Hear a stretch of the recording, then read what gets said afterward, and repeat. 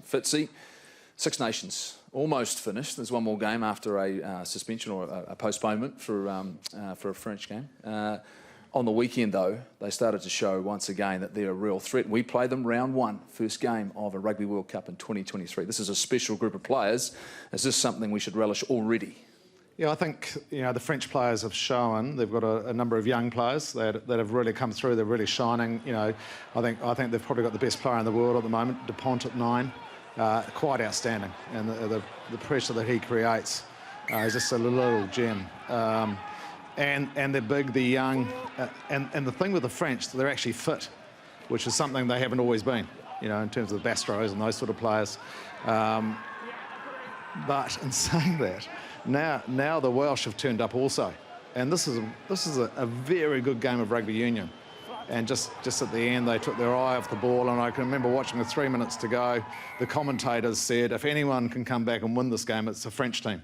And that French team took a while to get going, but they were put under pressure by a really good Welsh team that's coached by a former Takapuna man, Wayne Pivac. Exactly, and I was going to, let's talk about that. There's the fact that he was under threat last campaign, did not go well, Fitzy, but he's turned that around very, very quickly. Yeah, so where's that come from? He's obviously following on from, someone that was hugely successful in Warren Gatland. And he had success at the Scarlets. They won the Pro 14 in 2017, I think they won the Pro 14 or Pro 12 in those days. So he had good pedigree, but he plays a different style of rugby to Gats. And it's taken him a while to get the players around to the way he's thinking. And they've got some really quality players. They've got a good backline, good attack. Defensively, they're better than what they were in November. But November was about bringing all these young players in. And, the structure there's a lot different too. They've only got 4 teams to pick from, remember, in terms of the 4 regional teams. So they don't have a lot of time together compared to other nations. But they're going to be a threat also. They're only going to get better. And as much as they would love to have won that Grand Slam, and potentially they could still win the competition, they are going to be a much better team for that. And they've got, Alan Wynne-Jones, just what a man-mountain. That man is, equalled Richie's, number of test matches, played for one country. So, the bubble's going to open up, right? We're sort of forgetting that. It's been so long that we've played that we haven't gone and noticed the Northern Hemisphere. But Mills, you look at the changes that those 2 teams in particular have made, the fact that we haven't seen South Africa play for so long. Is the gap closing worldwide? And the fact that maybe teams see the All Blacks as maybe being in that point of, are they in a rebuild right now? Oh, it's just so hard to know until you have, usually we sort of get a gauge on those autumn internationals, when the All Blacks, Australia and South Africa, head over.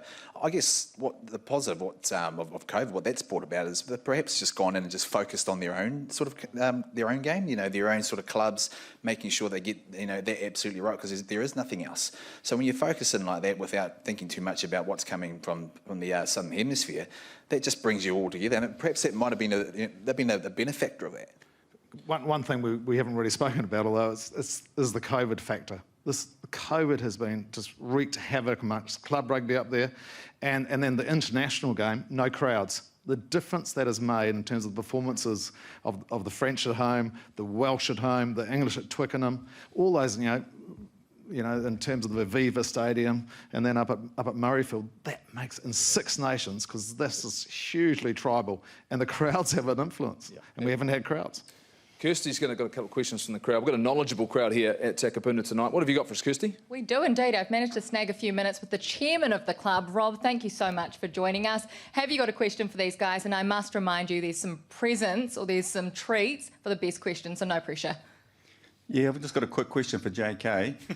I understand that Italy's come wooden spoon 16 or 17 times in 21 years.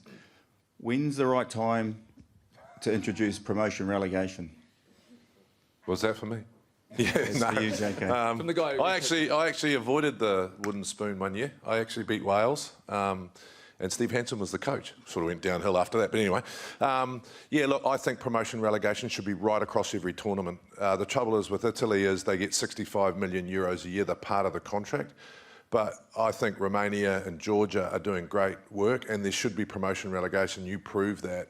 Maybe give them the money half the money for a year so that it doesn't really affect them. But I also think it should be in the championship with the Pacific Island teams. Promotion relegation keeps everyone honest, and then you've got to share the spoils of the money. So yeah, I definitely think we should have it. Great question. Now, Rob has managed to stitch his daughter up, Grace. So, Grace, have you got a question?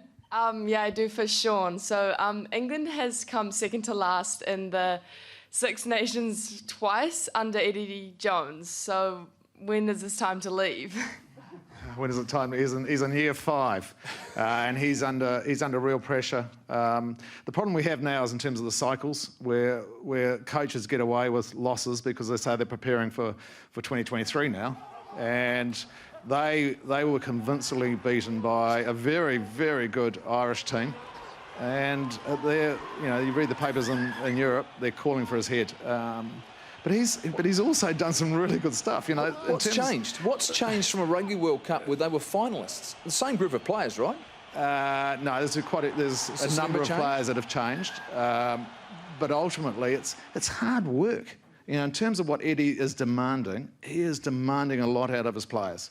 And it's an attritional game. Yeah, you play in the Premiership, it's hard work. Then you go to Eddie, and he is just demanding a lot. And he wants the English team to be like the All Blacks in terms of the way they prepare mentally. It's the most important thing in their lives. Take everything else out of your lives. And players struggle because it's not an easy environment to play rugby. Mills, I'll ask you this then.